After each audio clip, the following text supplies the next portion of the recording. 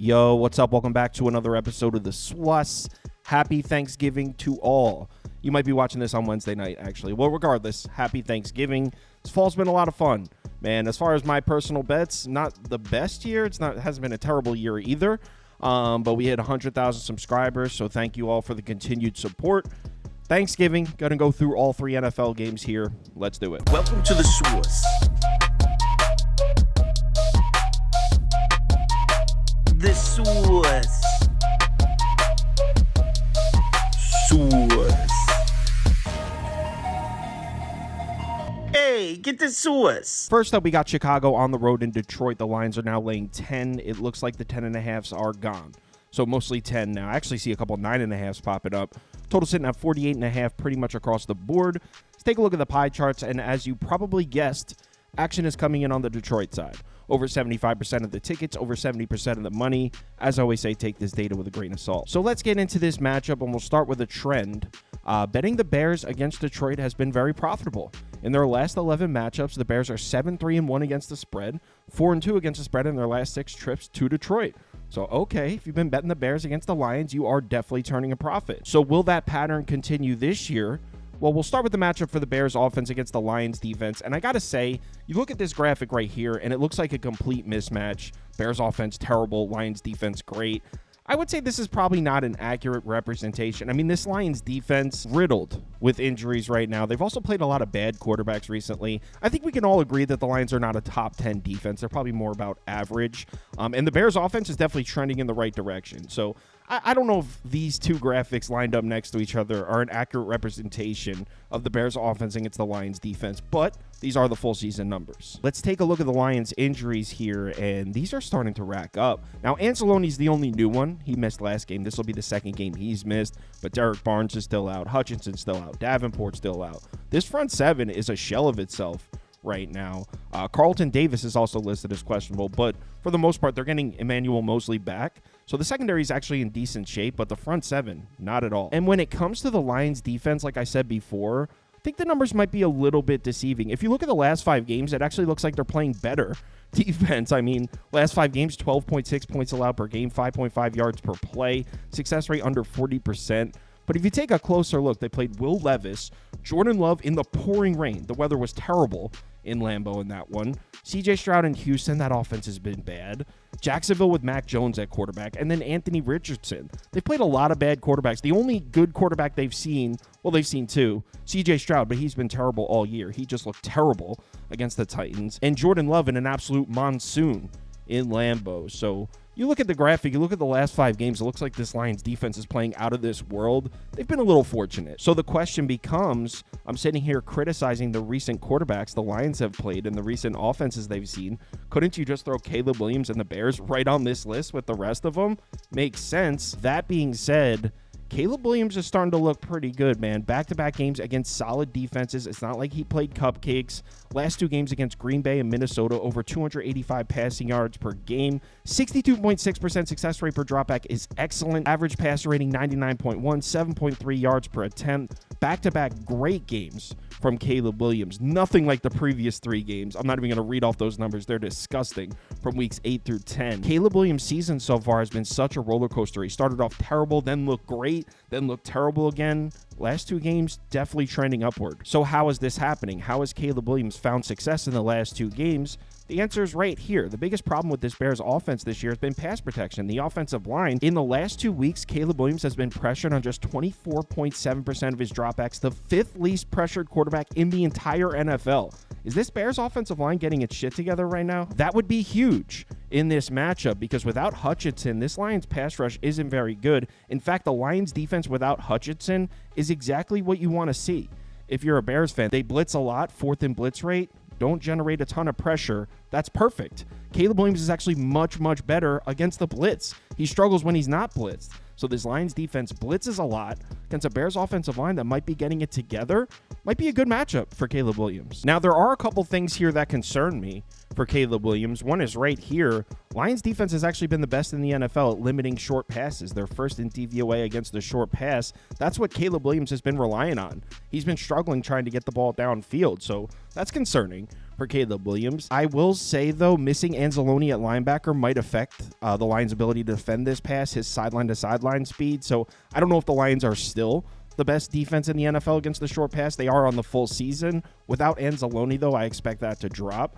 But you definitely don't like to see that if you're betting the Bears here. Another thing you don't like to see if you're betting the Bears is the Lions run more man coverage than any other team in the NFL. They run a lot of man coverage. 43.8% of their defensive snaps are in man coverage, most in the NFL. Caleb Williams has better numbers against zone. Actually, I mean, his numbers against zone aren't much better. He's got bad numbers against both, but he does have better numbers throwing the ball against zone coverage. So that's another thing that concerns me for Caleb Williams here. Also, is he going to have run support? I mean, the Lions have this great run defense. I will say, missing all those pieces from the defensive front, eventually that's going to catch up to him. And if you look at the last 6 games, it doesn't look that bad. Bears are averaging over 126 rushing yards per game, 4.8 yards per carry. Success rate per rush is under 34%, though, which is terrible. And the Lions run defense in the last 6 games, 4.47 yards per carry. Success rate below 29%, though, is excellent. So even with the injuries to the Lions defense, I feel like it's irresponsible to expect the Bears to run the ball in this game. I will say, though, it's not crazy. The Bears run a lot of gap concept blocking schemes, 6th most in the NFL. That actually plays into the weakness of the Lions defense. They're one of the best defenses in the NFL. Against zone blocking schemes, against gap concept blocking schemes, they're 25th in the NFL in yards per carry. So maybe the Bears are able to run the ball a little bit against this injured Lions defense. As a whole on this side, I don't hate the matchup for the Bears offense at all. I think Caleb Williams is going to play well. I think the Bears are going to score some points. But now we flip it over to the other side of the ball. And obviously, this is where if you're betting the Bears, you're a little bit concerned on this side. You would think you're concerned about the Bears offense, but actually based on the way things are going right now, if you're betting the Bears, you're more concerned on this side of the ball. Bears numbers on the full year don't look that bad. They haven't been playing their best defense as of late. They're on the road at Ford Field against a Lions offense that's top 2 or 3 in the NFL. I mean, you probably put them right behind the Ravens as the second best offense in the NFL. 3rd in yards per play, 2nd in success rate, 1st in yards per pass attempt, 1st in success rate per dropback, 8th in yards per carry, 2nd in success rate per rush. Yeah. We all know this Lions offense is a problem. And like I said, this Bears defense definitely not playing their best football right now. Weeks 1 through 5, they're allowing 17 points per game. 5.8 yards per play actually isn't good. 42.1% success rate. In their 6 games since then, the numbers have dropped. They're allowing 22 points per game. 6.8 yards per play is a lot. Success rate close to 48%. So the Bears defense not playing their best right now. Specifically, they've been struggling against the pass, which is the exact opposite of what we were seeing earlier. Earlier in the season, it was looking like the Bears might have one of the best pass defenses in the NFL. Look at the numbers on the left side of this graphic. But in the last 6 games, we've seen the pass defense numbers come down. Bears defense doesn't look all that great recently. Now, I do have some good news for you. If you plan on betting the Bears in this game, they don't run a lot of man coverage at all. Just 25.9% of their snaps are in man coverage. They run a lot of zone, which is good news because Jared Goff's been the best quarterback in the NFL, absolutely cooking man coverage just like he did last year. His numbers against zone coverage actually aren't all that elite. 11th in completion percentage, 7th in yards per attempt, 16th in pass running, 23rd in turnover-worthy play rate. So this is where we see those Jared Goff interceptions come into play when he sees zone coverage. And let's not pretend like Jared Goff can't throw interceptions. We've seen him throw a lot of them. So against zone coverage, that's where he struggles with the turnovers. Specifically, the Bears run a lot of cover 3. 39.6% of their snaps in coverage are in cover 3, 5th most in the NFL. Jared Goff, not that elite against cover 3. On the season, he's pretty much 2nd or 1st in everything, but against cover 3, 7th, 14th, 17th. So, all right, maybe not the worst matchup for the Bears secondary here. And also, in terms of the Bears pass rush, this is the exact type of defense you do not want to see. If you're a Lions fan, the Bears are able to generate pressure without sending any extra rushers. They're 25th in blitz rate, 3rd in pressure rate. The reason that's significant, Jared Goff actually struggles when not blitzed. He's much, much better against the blitz. So this Bears defense is able to generate pressure without blitzing. So even though this Bears defense hasn't played particularly well, and even though they've been struggling against the pass, I don't really love the matchup for Jared Goff here, and we've seen this Bears defense look really good against the pass early in the season. I wouldn't be surprised if they're able to give Goff some problems in this one. Now, in terms of stopping the run, this is where the Lions have the edge here. The Lions offensive line, probably the best in the NFL at generating push in the run game. The Bears have struggled to stay on the line of scrimmage, 27th in adjusted line yards, 5th in run defense grade, actually, 31st in yards before contact. So that's a bad matchup for the Bears. If you're betting the Lions, you love this right here. I gotta say, though, this dominant Lions rushing attack hasn't looked all that dominant. recently. In weeks 1 through 8, 5.3 yards per carry, success rate close to 45%, over 158 rushing yards per game. In their last 4 games, just 4.2 yards per carry, 42.9% success rate per rush. Those numbers aren't even great. That's against Jacksonville, Indianapolis, Green Bay, Houston. Houston's got a tough run defense, but the other 3, those are average defenses to below average even. And the Bears defense, yes, this is a bad run defense, but they seem to be trending in the right direction in this department as well. In the last 3 games, 4.4 yards per carry, 125.3 rushing yards allowed per game, 38.4% success rate per rush is good. So the Bears have actually played some decent defense against the run recently. Detroit runs mostly zone blocking schemes, 7th most in the NFL. That actually plays into the strength of the Bears defense. They've been terrible against gap concept blocking schemes. They've actually been pretty average, maybe slightly below average against zone blocking schemes. I don't think it's crazy that the Bears defense are able to give the Lions some problems here, which is why when it comes to betting this game, I know everyone's going to hate this one. Tell me this isn't the exact same situation we were in last year. Lions look unstoppable. Thanksgiving Day, laying a big number to a division opponent. At the time, Jordan Love wasn't even considered good. He had just started to trend upwards, kind of like Caleb Williams, a first-year starting quarterback, Jordan Love last year. Packers defense had looked terrible up to that point. Thanksgiving Day comes, the Packers pass rush is all over Jared Goff. He's throwing interceptions. I think he threw 3. Jordan Love has a breakout game, continues his upward trajectory, kind of like Caleb Williams. It's the exact same game. Lions got their ass beat in this game last year, and in my opinion, it shouldn't be 10. I think the Bears might beat them. I took Bears plus 10, Bears plus 3.5. It's the exact same game as last year. The Lions haven't won on Thanksgiving in, 9 years? They always lose on Thanksgiving. Even this new era Lions team finds a way to lose on Thanksgiving. Bears plus 10, and I did an alt line, Bears plus 3.5 at plus 240. Bears up next game. Giants on the road in Dallas. Brace yourselves. This one is disgusting. Looks like it's at 3.5 now. Cowboys laying 3.5. It was at 4.5. So I guess the 4s and the 4.5s got bought up. Wow, this game's bad. Total sitting at 37 or 37.5. Let's take a look at the pie charts. According to the data, action's coming in on the Dallas side. 80% of the tickets, about 90% of the money. As I always say, take this data with a grain of salt. So let's get into this one, and we'll start with a trend that you probably already know. Dallas always plays the Giants well. In their last 16 matchups against the Giants, they're 12-4 against the spread. They're 8-3 against the spread in their last 11 matchups against the Giants at home in Dallas. So the Cowboys have owned the Giants. You probably already knew that. That's dating back multiple years. Does that apply to this game? Not sure. This is a very weird matchup, but it's important to take note. Dallas has owned the Giants. So what do we think about this matchup here? We don't even know who's playing in this game. We'll start with some injury reports. There's question marks all over the place.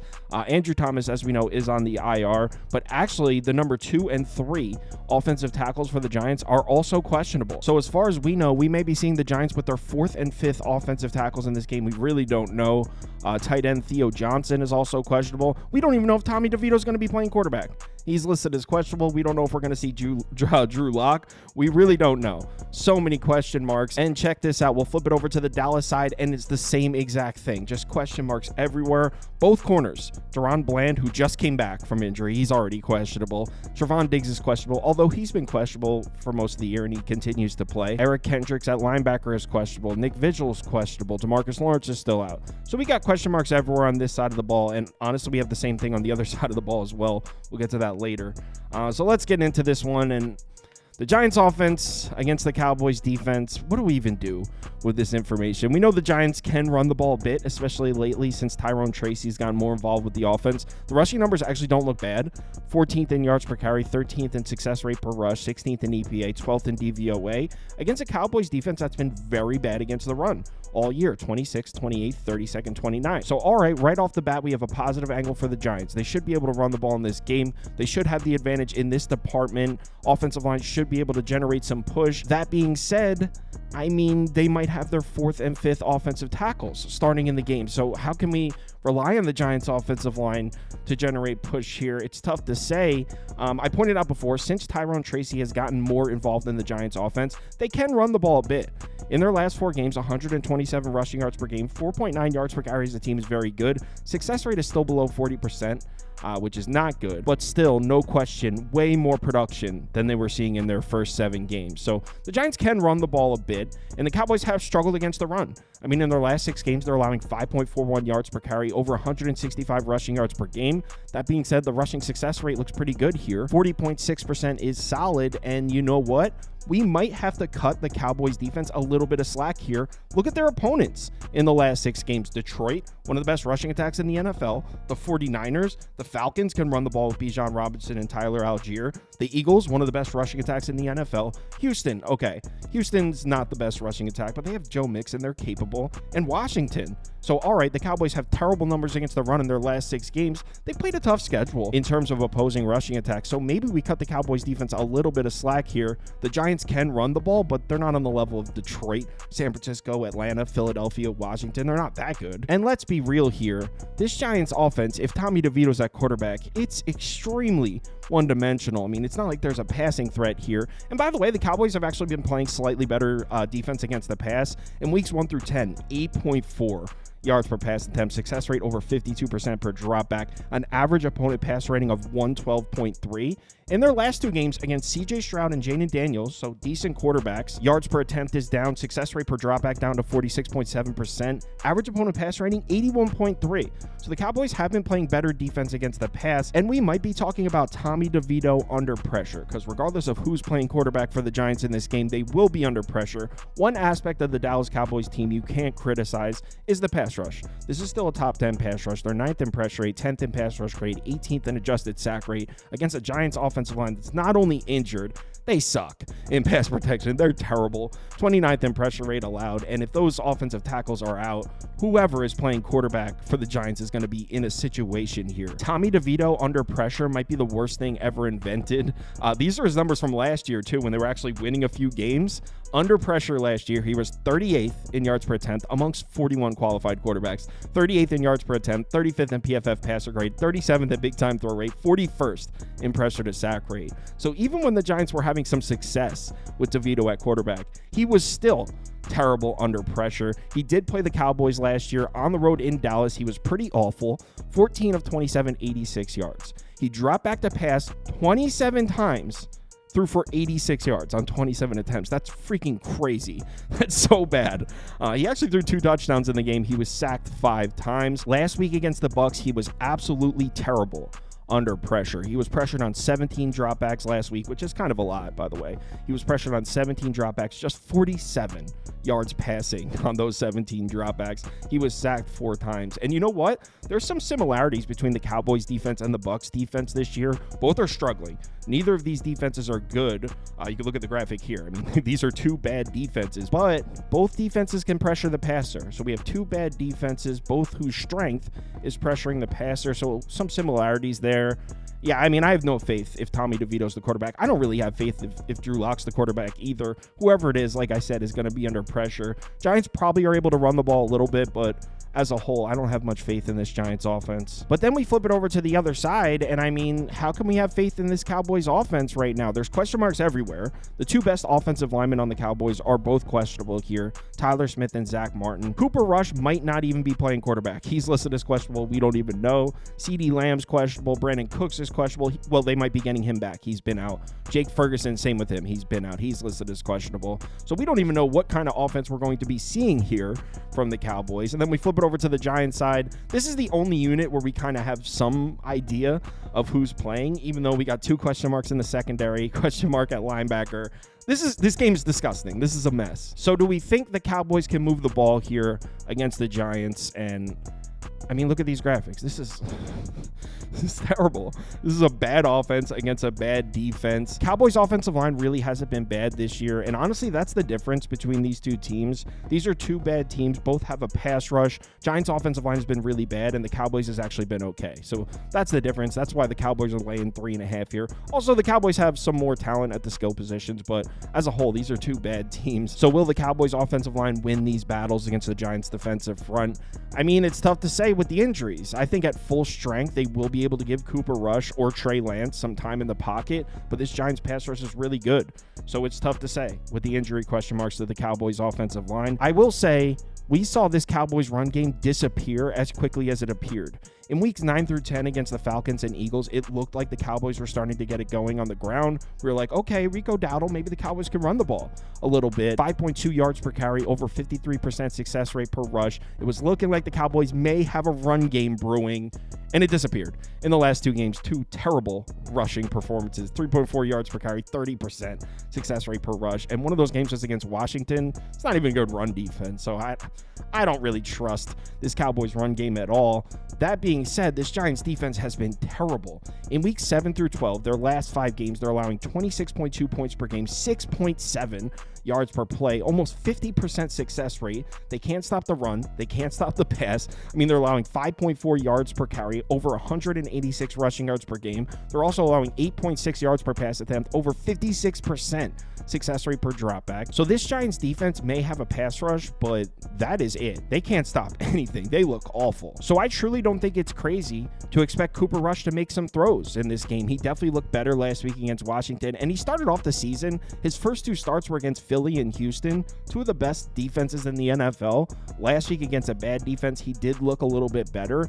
So against this Giants defense, which is also bad, maybe he has some continued success here. And also, it might not be the worst matchup for Cooper Rush. He's actually been pretty good under pressure, pretty good by Cooper Rush standards. When given a clean pocket, he's terrible. Amongst 40 qualified quarterbacks, he's actually one of the worst in the NFL when given a clean pocket. But when pressured, he's actually handled himself all right. Super small sample size here. And the same thing goes for these numbers here. The Giants blitz a lot. They're 9th in blitz rate. He's actually been slightly better when blitz, but this is kind of tongue-in-cheek. It's super small sample size here. This Giants defense isn't good, and although I don't think the Cowboys offense is any good, I think they'll be able to run the ball a little bit against a terrible run defense, and I actually think Cooper Rush will make some throws. So I think that the Cowboys will be able to move the ball a little bit, which is why when it comes to betting this game, I mean, I guess Cowboys minus 3.5. If I'm being honest, I don't think there's any value on the Cowboys at minus 3.5. Maybe if you can get a flat 3, but you're not going to be able. I very seriously doubt you're going to be able to get a Cowboys minus 3. I'll probably bet this because it's Thanksgiving and my family's Cowboys fans, so maybe I'll have a bet down on the Cowboys so I can root with my dad and my brother and shit, but I'll say Cowboys minus 3.5, but if I'm being honest, this is probably a pass. This should be a pass, honestly. Cowboys minus 3.5 or pass next game. Miami on the road in Green Bay for the night game. It looks like there are 3s and 3.5s here. So depending on your sports book, you might be looking at Green Bay minus 3 or Green Bay minus 3.5. Total sitting at 47.5 or 48. So I'm seeing both. So depending on your sports book, you have 47.5 or 48. Take a look at the pie charts. Action's coming in pretty split on this one, slightly leaning towards the Green Bay side. Over 55% of the tickets and about 60% of the money. As I always say, take this data with a grain of salt. So let's get into this matchup, and we'll start with a trend that probably doesn't mean anything. Green Bay has gotten the better of Miami. The Packers are 5-1 straight up in their last 6 matchups against the Dolphins, 5-1 against the number. So if you've been betting the Packers in their matchups against the Dolphins, you are doing quite well. But we're not interested in the past. We're interested in this matchup right here. So why don't we start with some injury reports, and we have some situations here on the Miami side. Austin Jackson, right tackle's been out. That's not new. Taron Armstead listed as questionable, which also isn't kind of new. I mean, he's been banged up most of the year, but he has been playing. They definitely need him out there. He's listed as questionable. Tyreek Hill is listed as questionable, but he's also been banged up this year, and he usually plays. So a couple concerns here on the Miami offense. Also, same thing goes for the Packers defense. Jair Alexander did not play last week. He's listed as questionable. They also have a couple question marks at linebacker. For the most part, though, Green Bay's defense is in decent shape. Few question marks, but as a whole, they're not really that banged up, this Packers defense. So let's match them up on the field. We'll start with the Dolphins offense against the Packers defense. If you look at this graphic, it looks like Green Bay's defense does have the edge. I mean, based on full season numbers, Packers are 11th in yards per play allowed, 23rd in success rate. Dolphins offense 21st and 16th. But the thing is, with the Dolphins offense, I'm sure you already know this, it's night and day difference, the games without Tua on the field and the games with Tua on the field. If we split those two up, the 7 games where Tua started, the Dolphins are averaging 25 points per game, 6 yards per play, success rate over 50%. The 4 games they played without Tua at quarterback were pretty terrible, 10 points per game, 5 yards per play. So when we look at the Dolphins' full season offensive numbers, doesn't exactly tell the full story. We know the offense is not that bad. I really don't know what I think of this matchup here the Dolphins offensive line against the Packers defensive front. I think fully healthy, I'd probably give the edge to Miami's offensive line, but like I said, they're missing the right tackle. Terron Armstead is not 100%. We don't even know if he's definitely playing. So with the injuries, maybe it's a little closer to even. This is definitely not the same Miami offensive line we had last year. Hunt is gone. They also lost Connor Williams, the center. He's gone. They've definitely been missing those two pieces this year, so it's not nearly the same offensive line they had last year. But at the same time, the Packers defensive line hasn't really been particularly good. So I guess I'd call this about a wash, the matchup on the line of scrimmage here. Good news for the Dolphins is Green Bay doesn't have much of a pass rush. They're 20th in pressure rate, 21st in adjusted sack rate. Tua hasn't really been the same guy this year, though. Last year, he was the best quarterback in the NFL when given a clean pocket by far. It was first in yards per attempt, first in passer rating. If you gave Tua a clean pocket last year, he cooked you. That hasn't been the case this year. When given a clean pocket this year, he's 22nd in yards per attempt, 21st in passer rating. So I don't know if he's not seeing the field properly, or maybe he's not on the same page as his receivers. Who knows the reasons why? All we know is Tua with a clean pocket this year does not scare us like Tua with a clean pocket did last year. Now, Green Bay doesn't blitz, and that's good news for the Dolphins. They're 26th in blitz rate. Tua is much, much better when not blitzed. He's actually one of the worst quarterbacks in the league when blitzed. 32nd, 28th, 34th, 36th. When not blitzed, 6th, 19th, 24th, and 15th. So the fact that Green Bay does not send a lot of blitzes, that's excellent news if you're a Dolphins fan or if you plan on betting the Dolphins in this game. So what do we think of the coverage matchup here for Tua?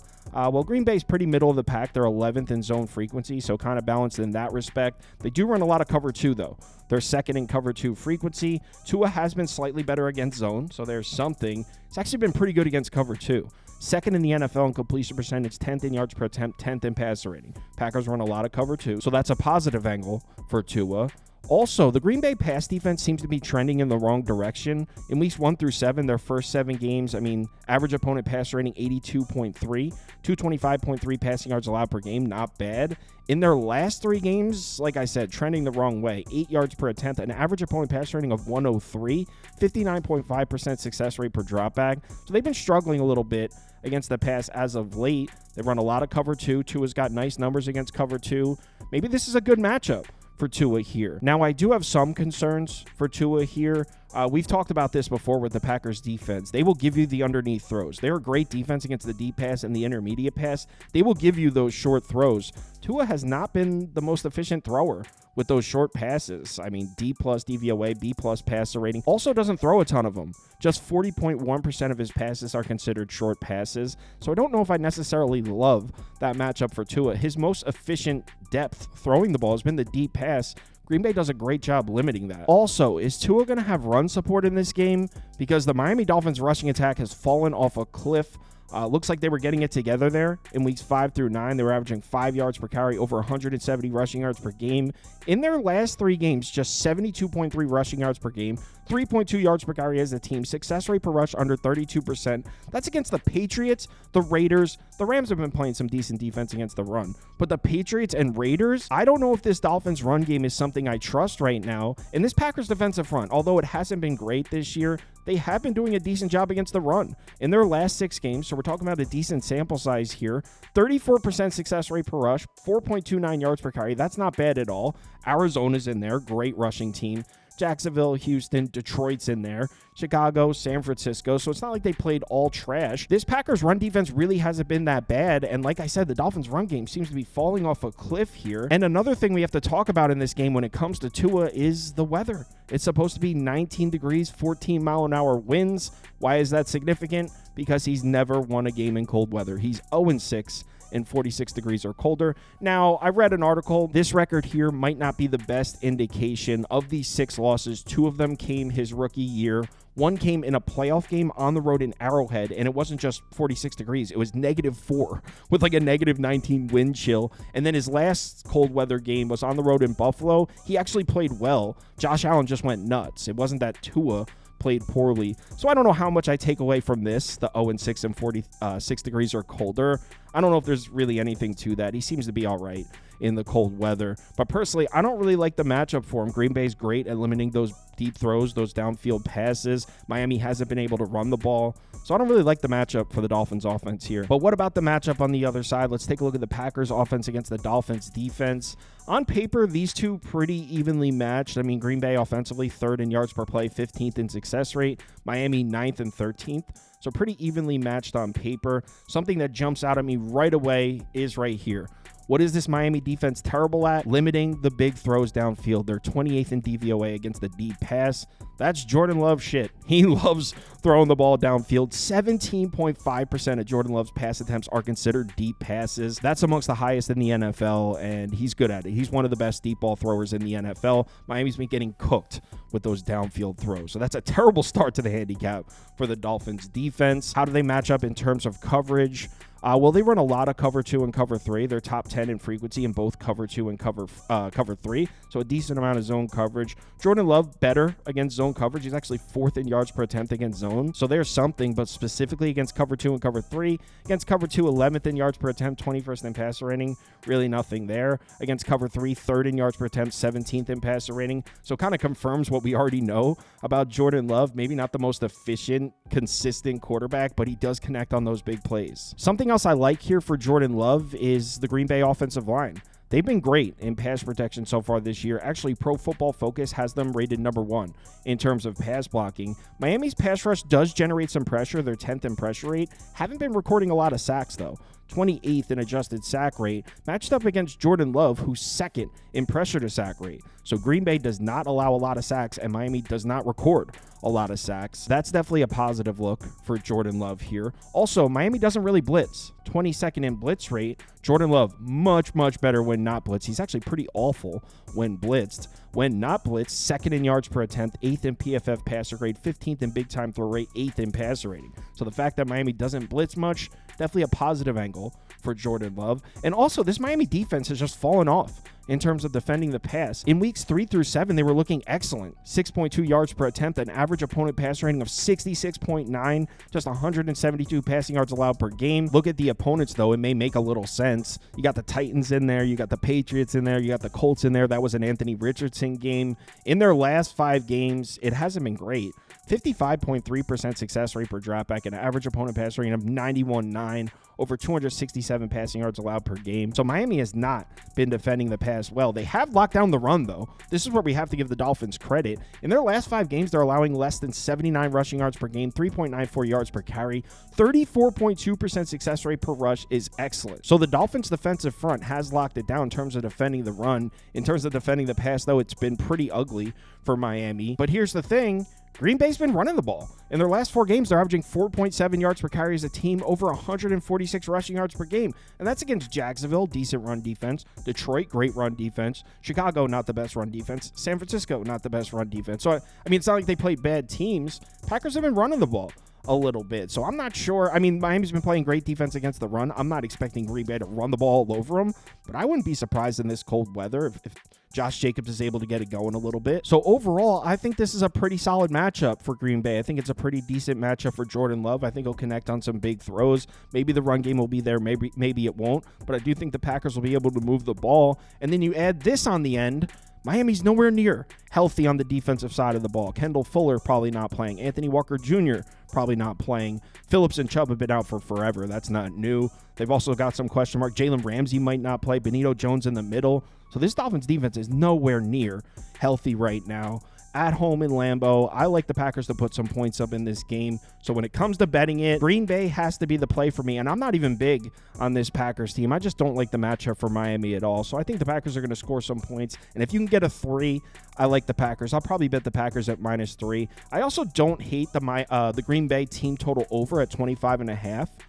Packers -3, Green Bay team total over 25.5. Those would be my picks for this game. Live show, 11 a.m. Eastern time. We are doing a Thanksgiving live stream. It won't be long. We got 3 NFL games and a college football game. If you're able to make it, would love to see you in the comments. Let's have ourselves a great weekend. I'll be posting my top bets on the website all weekend as always. If you're interested, head over to the website and sign up, KyleKirms.com. Let's have ourselves a great one. Please remember to bet responsibly. Hit me up in the Discord if you need me.